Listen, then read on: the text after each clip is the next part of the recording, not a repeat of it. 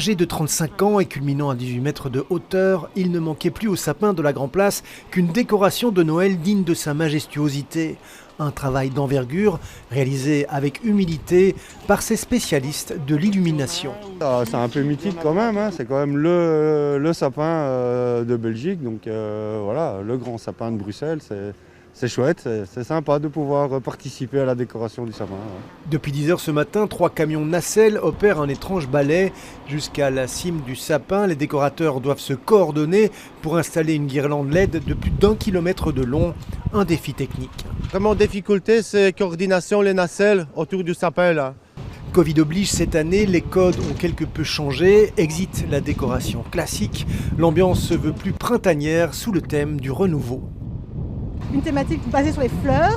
Donc on a des fleurs en métal, on va avoir des coquelicots, on va avoir des boules dorées et scintillantes qui vont ressembler à des nids d'oiseaux. Et donc ce qui est super, c'est que tous ces 250 éléments vont créer vraiment quelque chose d'inédit pour la ville de Bruxelles et je pense que les gens en ont vraiment besoin. L'habillage du Norman prend une journée entière. Les dispositifs sont placés minutieusement en plusieurs points avec des colsons. Touristes et Bruxellois observent la scène, les yeux pétillants de bonheur. Très beau.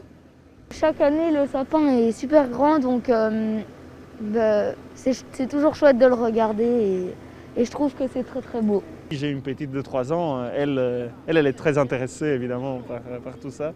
Et après à peine quelques heures de placement, la magie de Noël opère déjà.